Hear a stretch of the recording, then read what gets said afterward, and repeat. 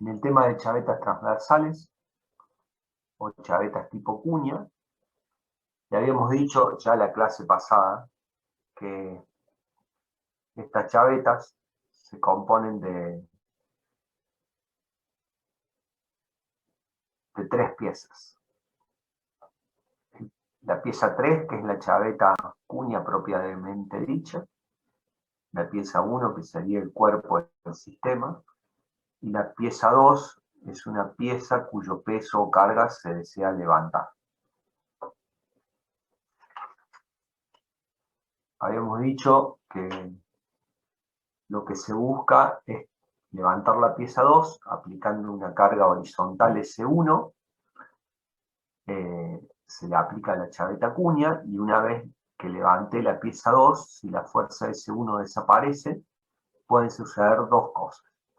Que el sistema quede quieto, como está, sosteniendo la carga, este sería el caso de un sistema irreversible, o que el sistema vuelva a la posición inicial, que la chaveta se corra sola hacia la derecha y la carga 2 se baje. Eso sería un sistema reversible. Si el sistema es irreversible, una vez que apliqué la fuerza S1 y la saqué y quedó todo estático, quieto, para desarmar el sistema tengo que aplicar una fuerza S2 en sentido contrario al S1. Entonces, para el análisis que vamos a hacer, vamos a suponer que el coeficiente de fricción entre la chaveta y esta superficie del cuerpo 2 es igual al coeficiente de fricción entre la chaveta y esta superficie y esta del cuerpo 1, para una cuestión de comodidad en las expresiones. Ustedes saben que mu es el coeficiente de fricción y es igual a la tangente de θ, siendo θ el ángulo de rozamiento.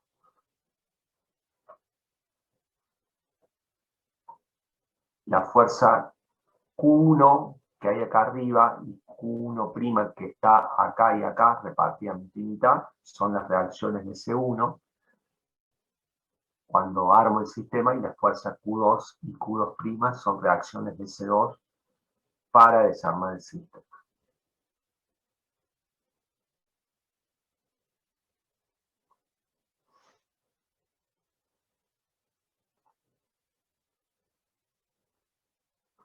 Haciendo el análisis de las fuerzas, la fuerza Q1' que va a estar abajo va a representar la fuerza de rozamiento total entre la chaveta y la superficie 1 del cuerpo 1, que está dividida en dos partes. O sea que va a ser Q1' va a ser igual a Q1' sobre 2 más Q1' sobre 2.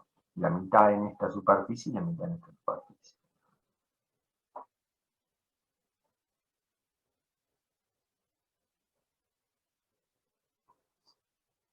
Q1' sobre 2 a su vez será igual a P sobre 2 por mu, que es la reacción normal por mu.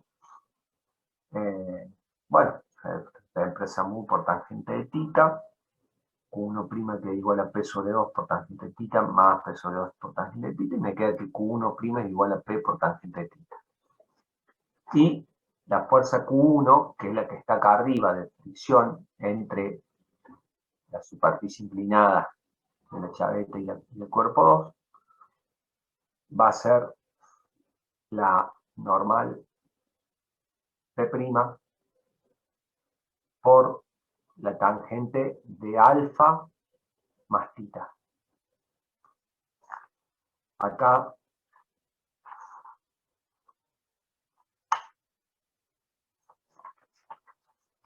la fuerza Q1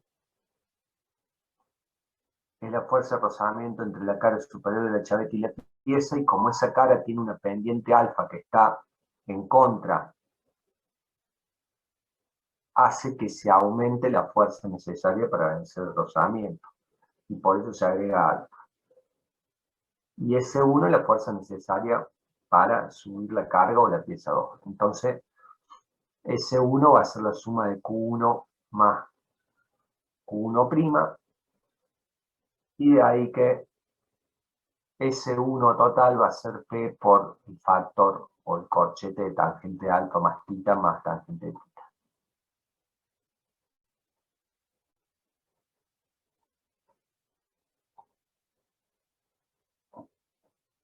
Bien, esa es la fuerza para subir la carga, que es igual a las reacciones de las fuerzas de rozamiento entre la superficie de la chaveta y la parte inferior y superior. Ahora vamos a hacer un análisis, suponiendo que aplico acá y tengo que desarmar el sistema. Vamos a hacer el análisis con S2. Cuando aplico S2, aparece una reacción Q2 y una reacción Q2' repartida, la mitad acá y la mitad acá.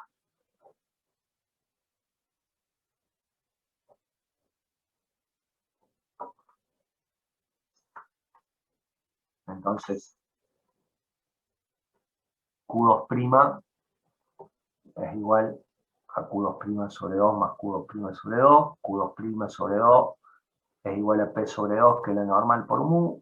Reemplazo y me queda que Q2' es igual a P por tangente tita. Y por otro lado, Q2 en la parte superior es igual a P por la tangente de tita menos alfa.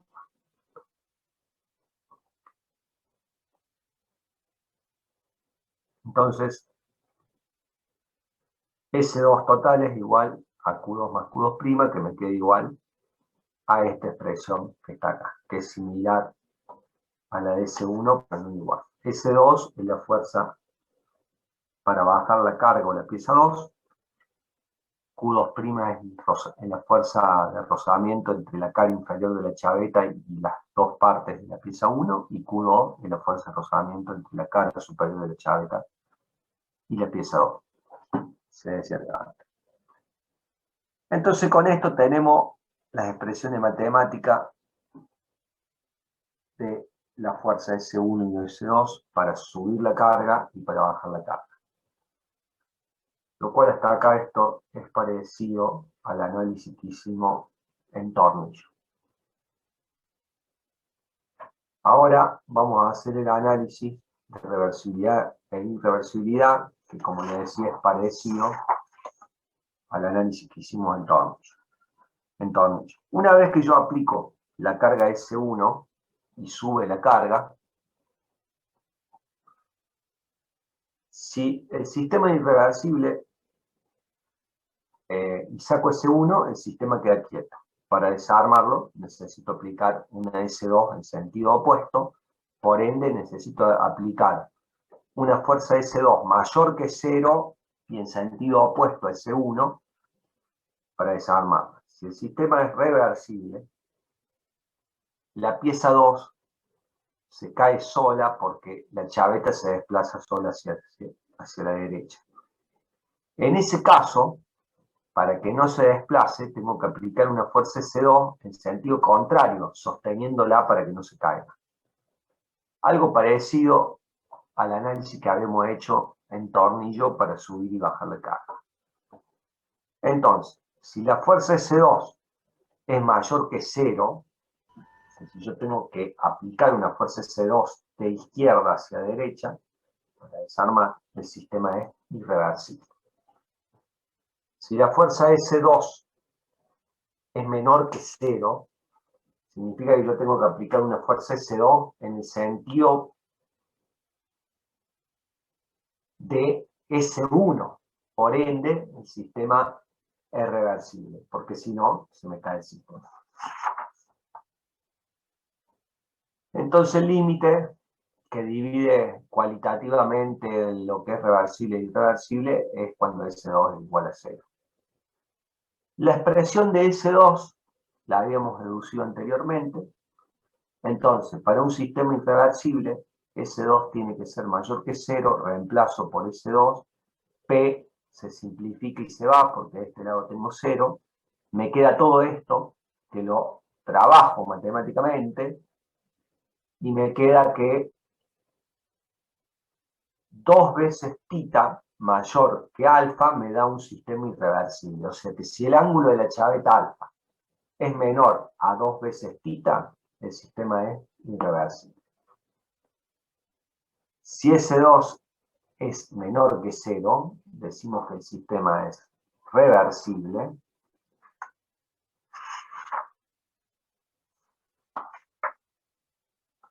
Y eso se da cuando todo esto es menor que 0, se simplifica P, lo trabajo matemáticamente y me queda que cuando el ángulo alfa, la inclinación de la chaveta, es mayor a 2 veces tita, el sistema es reversible. Y el caso límite es cuando S es igual a 0, que trabajándolo matemáticamente es cuando el ángulo 2, cuando 2 tita es igual al ángulo de la chaveta, es el caso límite.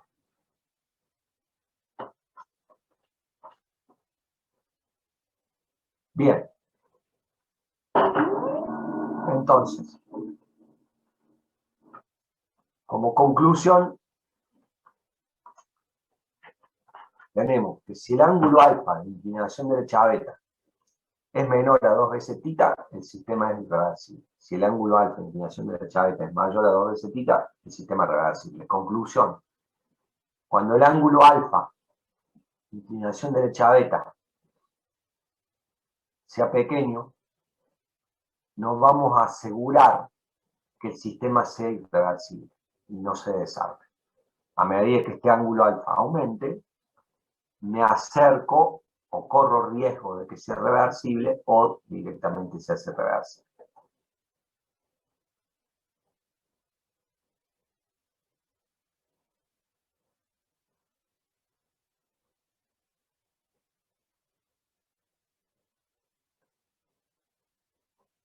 Vamos a dar un par de ejemplos numéricos. Recordemos que tita es el ángulo de rozamiento donde mu es igual a la tangente de tita.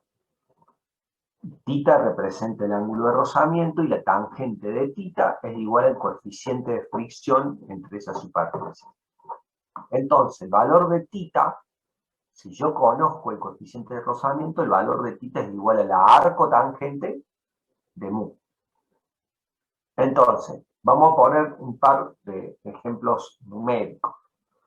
Para un mu entre las superficies de 0,10 me da un tita de 5,71 y me da que si el alfa de la chaveta es menor a 11,42, que es 2 veces tita, el sistema es irreversible. Para un mu de 0,12 me da un tita de 6,85 y me da que si alfa es menor a 13,70, el sistema es irreversible. Para un mu más pequeño, el 0,08, me da un tita de 4,62 y me da que si alfa es menor a 9,24 grados, el sistema es irreversible. Y para un mu más pequeño, el 0,06, me da que tita vale 3,45 grados y que si el alfa de la chaveta es menor a 6,90 grados, el sistema es irreversible. O sea que para tener sistemas irreversibles, los valores de alfa deberán ser pequeños y se pueden usar valores, o se suelen usar valores, de alfa, de inclinación de la chaveta, comprendido entre 2 y 4 grados, que aseguramos que vamos a estar dentro de lo que sería la irreversibilidad. ¿Se entendió hasta ahí lo que expliqué? Sí, profe. Bien, vamos a avanzar un poquito más. Ahora, también podemos tener un caso particular que la chaveta cuña tenga ángulo en las dos caras. En vez de tener una cara sin ángulo y la otra con un ángulo, podemos tener que las dos caras de la chaveta tengan ángulo. Sería similar al mecanismo, el razonamiento sería similar, no se hace el desarrollo y llegaríamos con el mismo análisis a que lo que importa es el ángulo total que tenga la cuña entre la suma de este ángulo y el concepto de reversibilidad o irreversibilidad es el mismo. O sea, si la suma de estos dos ángulos me da un ángulo total menor a 2 veces tita, el sistema es irreversible. Y si la suma de estos dos ángulos me da un ángulo total alfa, que es igual a alfa 1 más alfa 2, mayor a 2 veces tita, el sistema es reversible. O sea, el análisis sería el mismo, y solamente queda todo expresado en que si yo tengo dos ángulos, la suma de esos dos ángulos debe ser menor que tita, que 2 veces tita para que sea irreversible, o si es mayor es reversible.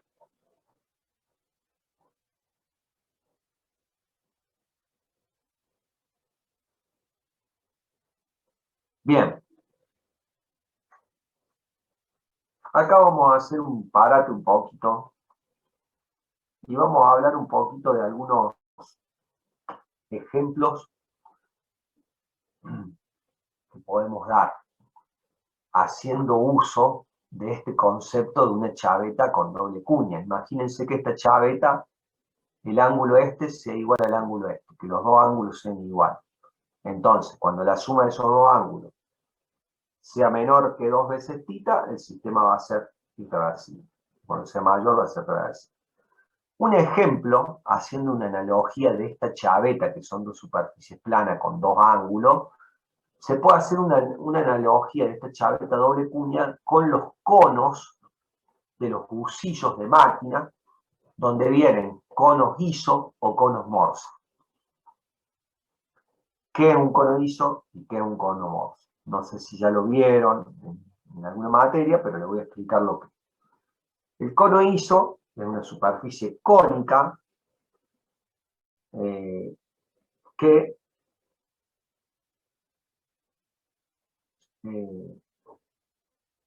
una superficie, digamos,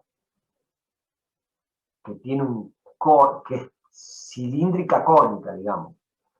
El cono ISO es un cono que se usa para el usillo de las máquinas herramientas modernas. En todos los centros de mecanizado ustedes pueden ver un montón de portaherramientas que en la cola trasera todos tienen un cono ISO, que el cono ISO es un cono rectificado que tiene una conicidad de 7/24, que es equivalente más o menos a 8 grados por cara, o sea que tiene 8 grados acá, ese cono, y 8 grados acá. En total tiene 16 grados esa superficie cónica. Entonces, ¿qué pasa? Como tiene 16 grados, y bueno, los 16 grados van a ser mayores al doble de cualquiera de estos ángulos con estos coeficientes de fricción. Por ende, el cono ISO va a ser un cono reversible. Cuando vos lo pongas, no se va a clavar, no se va a quedar ahí. Vos lo vas a volver a sacar con la mano. Entonces, estos conos ISO se usan en todos los trenes de los cambios de herramienta de los centros mecanizados, por ejemplo, que tiene un cambio de herramienta, que en el medio de un proceso viene un brazo, toma un cono que tiene una herramienta, da vuelta y deja el otro, y lo lleva, lo coloca en el usillo lo agarra en la traba trasera, tiene como un gancho con la traba trasera, y lo tira para arriba con un hidráulico, que ahí lo aprieta y lo fija y lo ciñe. De esa manera, cuando lo tira para arriba, el cono ISO sirve para centrar la herramienta en la superficie rectificada. Pero la herramienta se me caería o giraría cuando quiera mecanizar. Lo que la sostiene es una traba y un tiraje hidráulico hacia arriba, que lo asegura. Entonces, la herramienta se la hace operar, hace el mecanizado, y cuando suelta el hidráulico nuevamente, tac, cae el cono en el cambiador y cambia nuevamente por otra herramienta con el mismo cono, todas tienen el mismo cono. Entonces los conos ISO se usan mucho en máquinas de herramientas modernas, CNCs, que son máquinas automáticas que hacen cambio de herramienta, y ahí se puede ver mucho el cono ISO, y en otras contrapuntas y sistemas con máquinas de herramientas modernas se está usando lo que es el cono ISO. El cono Morse, acuérdense que el cono ISO tiene 8 grados por lado, o sea que 16 grados en total, o sea que es un cono reversible. Es como una cuña reversible, no es irreversible. El cono Morse, que se usa mucho en lo que se harían los alojamientos de las contrapuntas de los tornos. En algunas mechas vienen con vástago trasero cilíndrico y otras vienen con vástago cónico, con un cono Morse, que se van colocando en un portacono Morse y luego se mete en la contrapunta de un torno o luego se mete en una perforadora que tiene un cono Morse. Entonces vos agarras las herramientas y la contrapunta, agarras la mecha y la metes con la mano, le das un golpecito y queda clavado.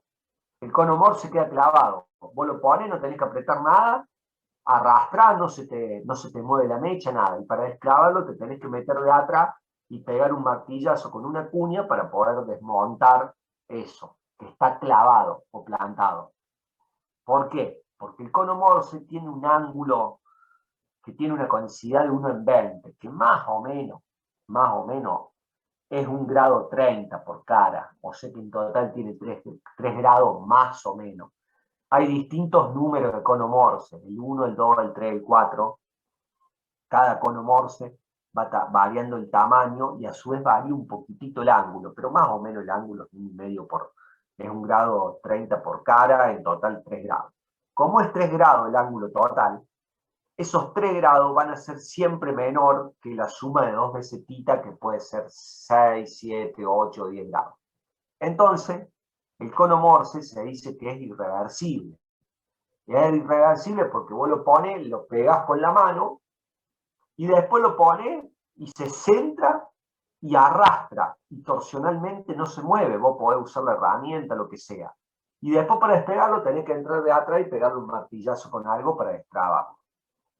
Entonces, esa sería la diferencia de los dos conos más clásicos que usan las máquinas herramientas, que son los conos ISO y los conos Morse. Que lo que estamos haciendo es una analogía con esta chaveta cuña doble, que es plana, con una superficie que es un cono, cónica, no plana. Pero es aplicable totalmente este análisis a eso para darle un fin práctico a esto que también estamos explicando. ¿Se entendió hasta ahí?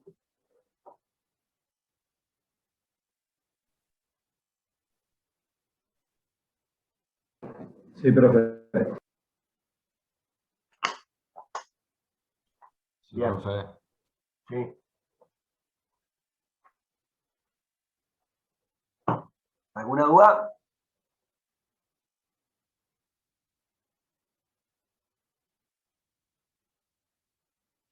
Bueno, les voy a dar otro ejemplo de aplicación de estos conos reversibles. Superficie cónica y reversible. Voy a dar un ejemplo. Los vagones, las locomotoras que arrastran los vagones de los trenes, por ejemplo, de pasajeros, que todas las líneas de trenes que tenés en Buenos Aires, por ejemplo, yo ahí en la fábrica nosotros le hacemos los engranajes, piñones de ferrocarril que conducen a coronas de ferrocarril, le hacemos piñones, coronas, que son los que mueven, los que traccionan las ruedas de la locomotora del ferrocarril. Normalmente una locomotora para esos trenes de pasajeros tiene 6 ruedas y es 6 por 6. O sea, las 6 ruedas tienen tracción. ¿Y cómo tienen tracción? La locomotora tiene, en cada rueda, tiene en realidad un motor eléctrico enorme de 400 o 500 HP. De ese motor eléctrico que está en cada rueda sale un vástago cónico con un ángulo por lado de más o menos 1,5 grados, o sea que en total un ángulo total de 3 grados, y en ese vástago cónico se pone un piñón dentado, un engranaje tipo piñón dentado, un engranaje, que tiene el agujero cónico, con el mismo ángulo, de 1,30 grados, se calienta esa pieza a 80 grados en aceite para que se expanda, luego se pone con la mano esa pieza y con un poco de fuerza en el cono, y una vez que eso se enfría, queda como totalmente soldado, ceñido, con ese ángulo de 1,5 grados por cara, que es totalmente irreversible.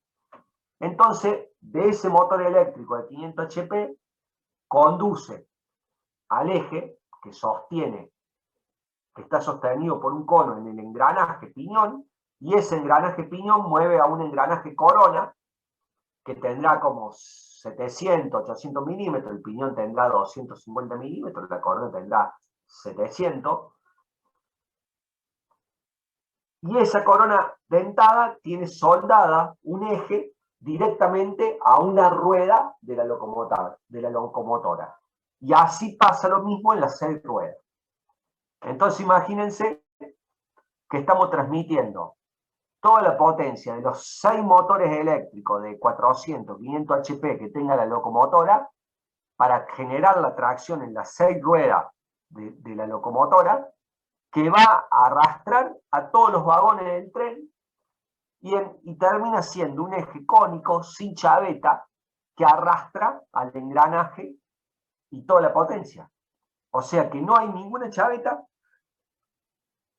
y se está arrastrando todo el tren con 6 ejes cónicos con 1,5 grados por lado y sin chaveta. Este es un ejemplo, yo le digo porque he fabricado más de 20, habré fabricado más de 20 modelos de piñones de ferrocarril para todas las líneas de ferrocarril que hay en Buenos Aires, en el Gran Buenos Aires, en la Argentina, en todos lados, e inclusive para líneas de Perú, de Chile, de Perú, de Bolivia. Hemos fabricado muchas piezas para muchos de esos piñones de tracción, se llaman, para locomotoras de ferrocarril, y todos los piñones son iguales, tienen un cono y ninguno tiene chaveta. Y arrastran, toda la potencia se arrastra por el cono clavado, y no por una chaveta. Es un ejemplo práctico que también les doy de uso de estos tipos de aplicación. ¿Se entendió? Profe, ¿Sí? una consulta. En el caso este que explicó de la locomotora, ¿también ayudaría el centrado, no? El tema del cono. Es que el cono siempre centra. El cono, claro, el cono es el gran centrador. El cono te centra y te deja sin juego, pero el cono ISO no te arrastra, solamente centra. En cambio, el cono Morse, cuando vos lo plantas, lo clavas, centra y a su vez arrastra porque no patina.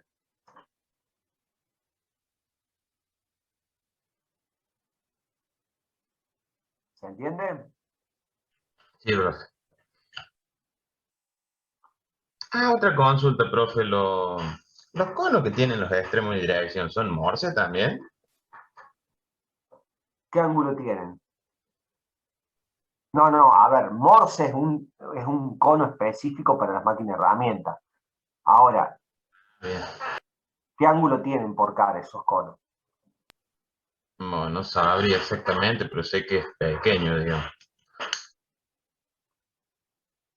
Si el ángulo es menor a 2 grados por cara, es un cono irreversible. Y si el ángulo es mayor a 4 grados por cara, es un cono que solamente centra pero no arrastra. A ver, entiendo, lo que vaya ahí, ¿sale con la mano o hay que decalarlo con una prensa? No, hay que golpearlo bastante. Claro, porque si hay que golpearlo bastante es porque está clavado. Si sale es porque es reversible. Claro, digamos, se debería desmontar simplemente con la mano, digamos. ¿No? Con la mano, claro, Bien. exacto. Yo, me olvidé, se me acaba de ocurrir una idea. ya les puse el apunte todo, se me acaba de ocurrir una idea de ponerle unas imágenes de los conos de ferrocarril, de los engranajes y todo eso.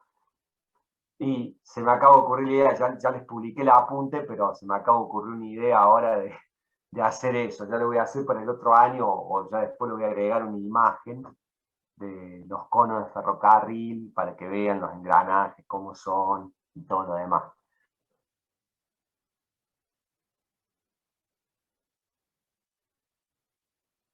con esto de poder proyectar pantalla, tengo muchas cosas para ir agregando prácticas con el tiempo y fotos y cosas para explicar, y está bueno al final todo esto porque sirve para proyectar y poner un montón de fotos y todo. Se me acaba de ocurrir que puedo sacarle fotos de todos esos engranajes que les digo y ponerlas acá en el apunte, o hacer un link aparte y poner las fotos. Son cosas que se me van ocurriendo mientras doy la clase. Ya vamos a hacer algo de eso.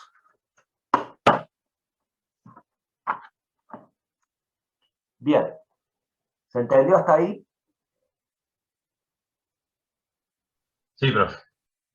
Bueno, ahora, vamos a volver al mismo mecanismo y solamente vamos a volver a este sistema de unión móvil y ahora vamos a analizar qué esfuerzos y tensiones se generan en estos elementos.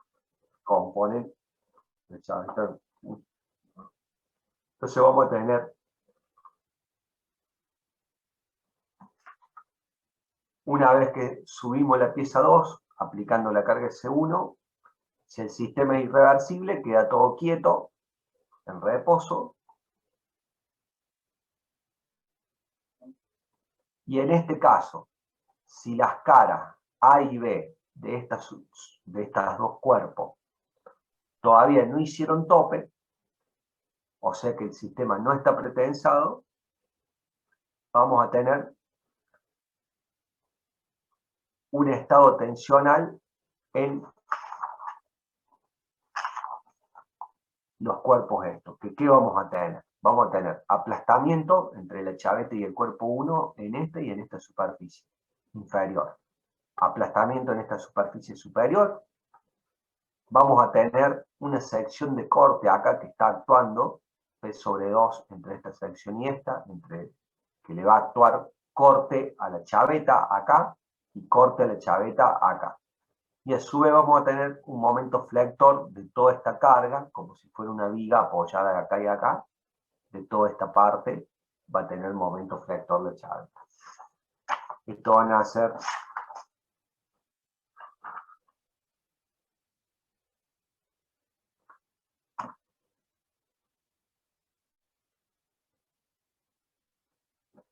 los esfuerzos que se van a generar.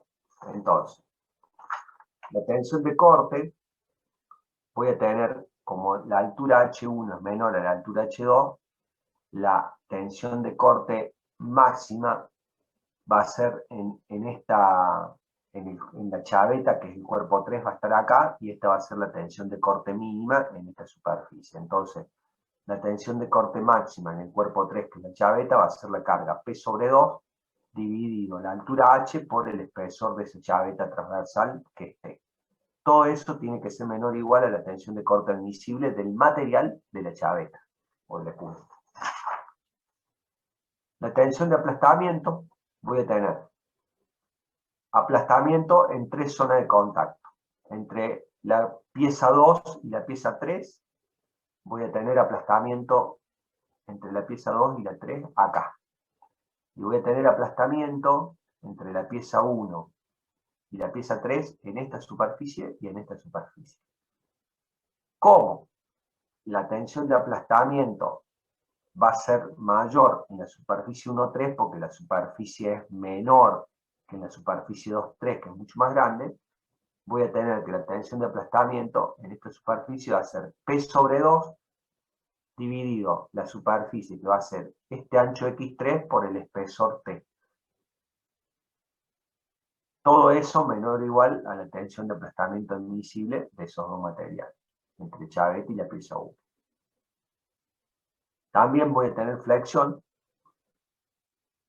voy a tener todo un voladizo X1, que voy a tener una flexión de todo esto como una viga simplemente apoyada.